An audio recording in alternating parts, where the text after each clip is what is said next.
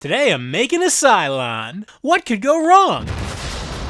Oh, right, interplanetary genocide. I forgot the whole premise of the show. Anyway, for this build, I used EVA foam, craft foam, putty, paint, super glue, hot glue, cutting tools. Wait, that's the wrong franchise. How can I put a Battlestar spin on this? Yeah, that should do it. What? They can be cutting tools. Haven't you seen Underworld? Where she shoots a hole in the floor? Oh, God. Should have put a mattress down. Sanding tools, safety gear, scissors, razor pens, and a box cutter. Let's start from the ground up. The feet are similar to Commando Droid feet, so initially I was gonna cannibalize the Commando Droid to save on time here, but I don't want to cut up my Commando Droid. You know, I build these things because I want them. I have an affinity for them. I don't want to just wreck the things that I built. It's like all that work down the drain. Plus he's like a competent battle droid, but he was a good reference point. So I used him to extrapolate the shape of the Cylon foot with the utmost of precision, and went from there. I cut the pieces out of foam, crazy, right? And then I stacked them until they were the correct width and glued those layers together. The Cylons have 2 toes on each foot, which is kind of unique. I don't think we've seen that before. Wait a minute, did Ed 209? I don't remember. I'd have to go back and watch RoboCop. What a chore! I don't make movies like that anymore. What's Paul Verhoeven doing? Stop giving these scripts to Ridley Scott and give them to Paul Verhoeven. I want to see Paul Verhoeven's Alien. I think that'd just be Starship Troopers, right? It's about time for another Starship Troopers. After I'd finished making the toes, I made the foot itself pretty much the exact same way,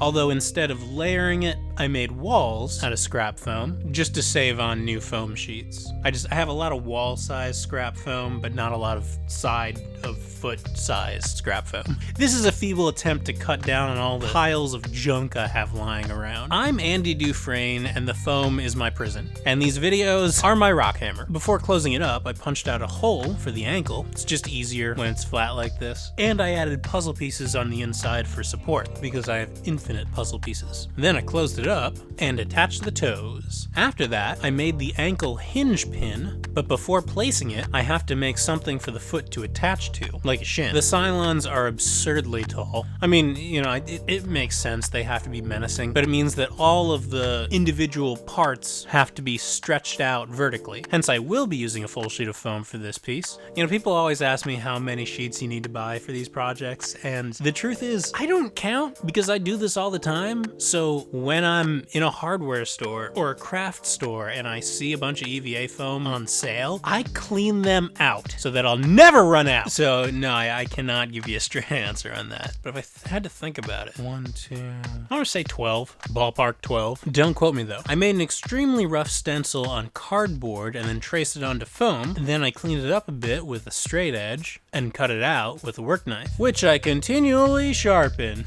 Now for real though, WD-40 and a sharpening stone is your friend with a build this big. That's another thing. Every garage sale, whether I need it or not, I buy WD-40. Can't have too much. Ooh, can I get a sponsor from WD-40? They don't need me. They're doing fine. Then I drilled out holes in the ends for the hinges with a hole punch. The circular bits came out kind of rough because it's hard to do circles this small with a box cutter. So I cleaned them up a bit on the belt sander. For the hard to reach surfaces, I used my rotary tool. Then I heat formed it with my heat ray. Can't believe I have to say that. It sounds like I'm in War of the Worlds. I hate that I have to code my language like this when I'm talking about these tools. See, I'm just as tired of the AI censorship as you guys are. So can we just rip the band-aid off and weaponize it already? Get Skynet online and end it. End it! Let's go already! William Shakespeare advocating for the apocalypse. Allegedly. So for this first limb piece, I don't need to be as thorough as I usually am with the heat forming because only the front part has to be curved. If you were looking at it, you know, down the barrel, so to speak, it would just look like a U shape. So I just went down the length of it, front and back, and left the sides alone. Then I bent it and weighted it down with metal blocks while it cooled so that it didn't try to revert back to its original shape. Next, I cut a backing to go behind the leg. I glued it in place and again used the blocks to hold it down while the glue set up. Because hot glue takes a minute, especially when you're working with foam. I've explained why many times shapes before. So that's like a bare shin bone, and now it needs armor to go around it and sort of fill it out. I traced this shape onto the foam and heat formed it, rolled it up, and stuck it into a cylinder transparent for your benefit. When it cooled, I glued it onto the shin bone. Then I made the other leg armor pieces. This one looks like a mustache, but I swear it's not for a Cylon in human disguise. You know, they have Trisha Helfer for that. This is actually for the ankle. And then I made a calf using a pizza box because I am out of cardstock and I'm right next to the kitchen. I heat formed that even more than the other pieces because it has to be curved across all 3 dimensions that we perceive. Well, I guess time, so that would be 4.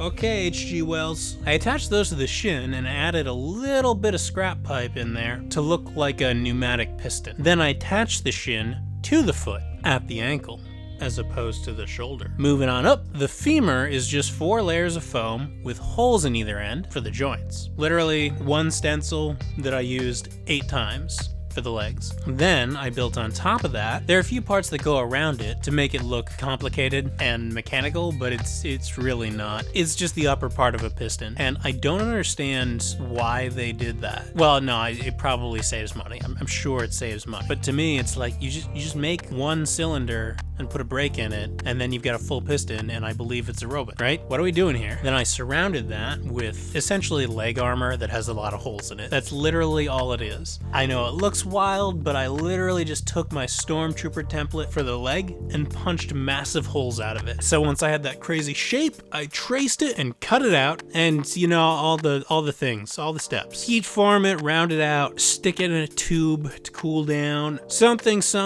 transparent for your benefit. See, I could use the soundboard, but then you'd know that I'd be using the soundboard. These steps are always gonna be the same, guys. I super glued this together because there's not enough leeway to allow for hot glue on a surface area this small. But once it was secure, I slid it over the femur, and now I can attach it to the shin. I repeated those steps, but in a mirror to get the other leg. Next, I made the hips out of slimmed down Stormtrooper armor. There's a lot of repeating shapes. I mean, like, once you've made a mechanical guy, you kind of have a blueprint to make every robot. Then I reinforced the interior to an obnoxious degree so that it could hold the pressure of the legs as well as the weight of the spine and the arms, and just everything above this. The inside of this is nothing but shims. Probably had more after the fact. And then I made a whole bunch of circles to space out the legs. I think they're actually supposed to be spheres. And you know, you can make spheres out of foam, but like that's the kind of detail that you want to reserve for the face. You know, on a YouTube budget,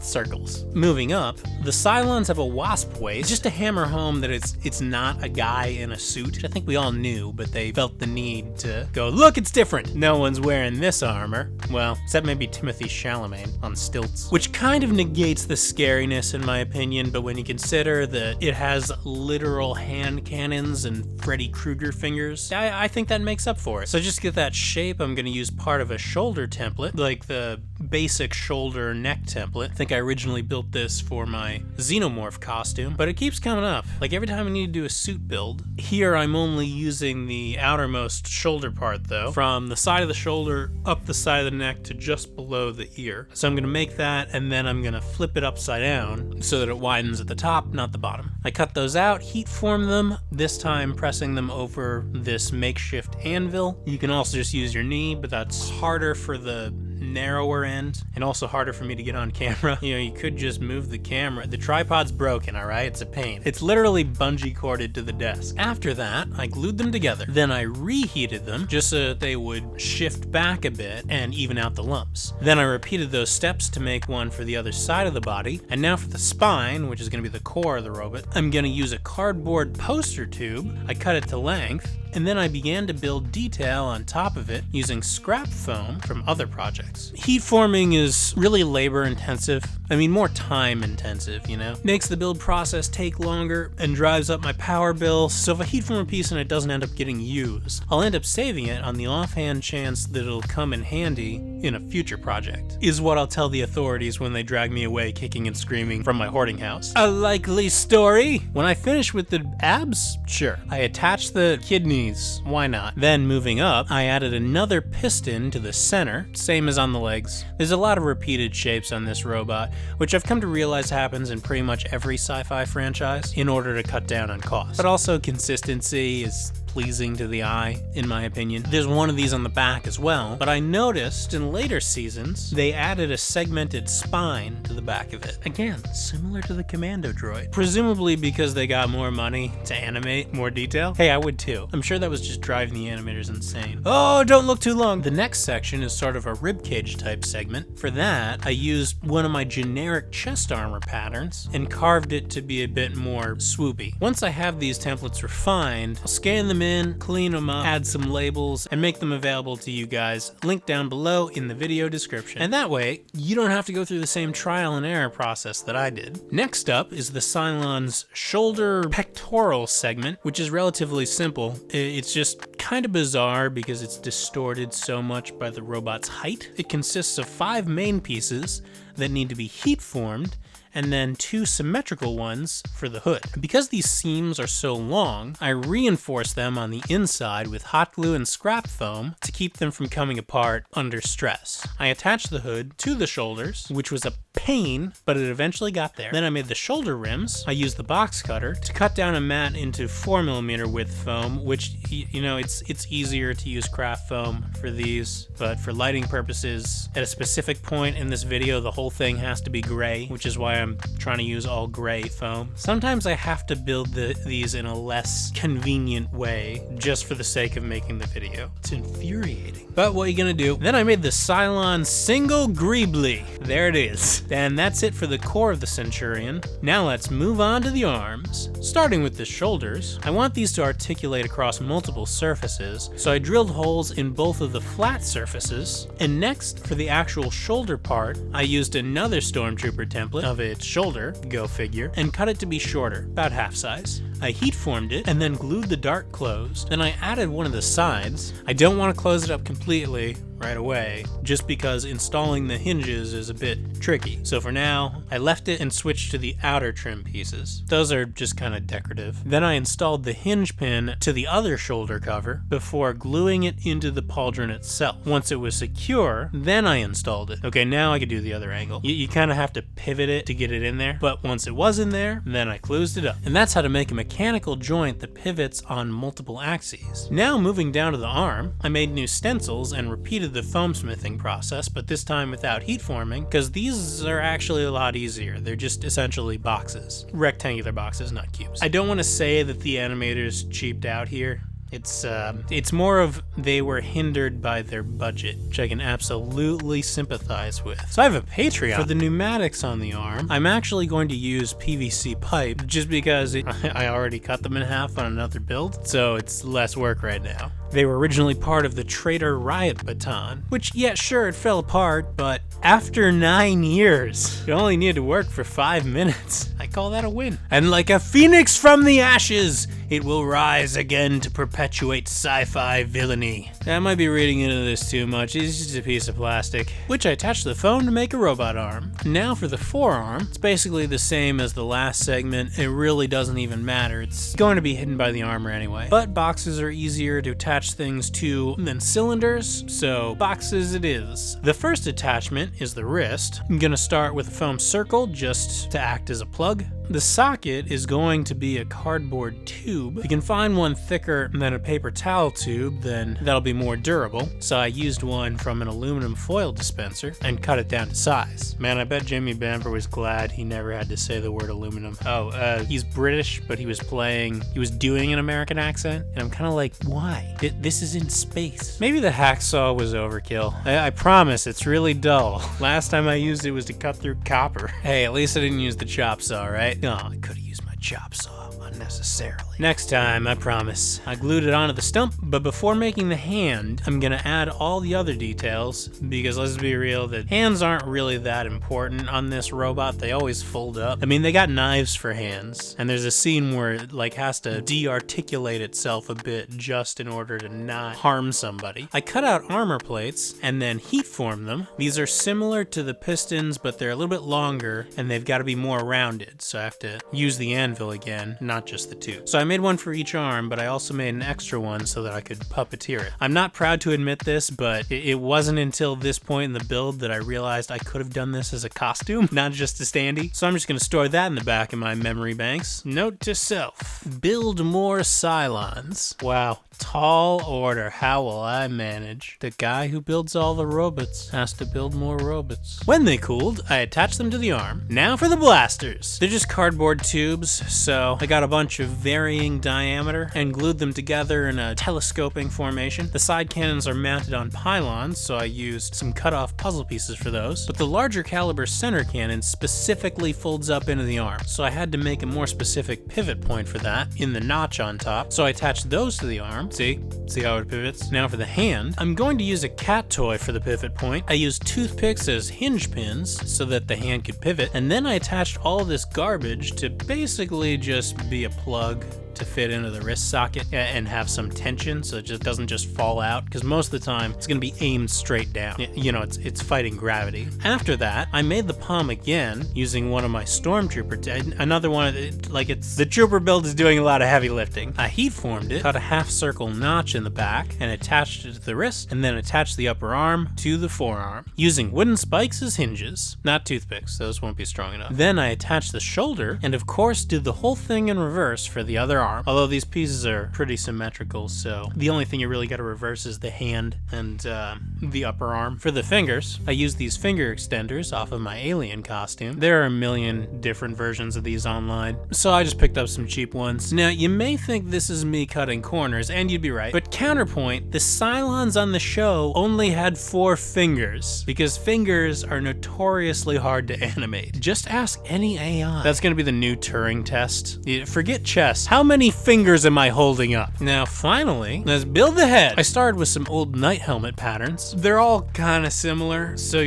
once you do enough helmet variations, you can kind of just take previous shapes and pivot them to different angles to achieve a new look. But you know, there are some alterations, so I did need to make new templates out of cereal boxes. Cheerios, to be specific. Not a sponsor, but I'm around, hit me up. Same heat forming process and all that. To help them retain their shape, I let them cool inside a solid curved structure like this Darth Vader helmet. Then I glued the pieces together. Now I just built a whole helmet to chop away most of it just to get that teardrop shape, half teardrop shape. So you guys don't want to do that. Hence templates. Then I chopped out a bit for the visor and smoothed out the rounded areas with my rotary tool. And then I made the cheeks. It's fairly self-explanatory. You just cut them out. Barely needs any heat forming actually. Really none, but it helps out a little bit in the back. Then I attached those panels to make a mean Mandalorian. Then I made the front vents out of scrap foam. And then I made all those obnoxious little face bones. See, what bothers me about it is it's like a mix of harsh angles and curves, and it's shiny, so it's really hard to see in reference pictures. But eventually I got there after a ton of sanding. Just entirely too much sanding. Then I made the brim, which is deceptively simple. It seems complicated, but it's only a couple of pieces that are sanded in a particular way. So let's sand it up. Okay, there's a lot of sanding involved in this build, but I feel like I'm relying too heavily on my articulating workspace here in these videos. So it's there, it saves me a couple seconds every hour. I appreciate it. Moving on. Okay, so the Redux Cylons have this structure on top of the dome that's swept back, sort of like a smoothed out version of the Cylons from the original show. I think it looks cool, but again, kind of difficult to figure out on your own, but it's actually simpler than it seems. Sort of a petal shape. Seriously, took less time than the legs. Hardly had any heat forming.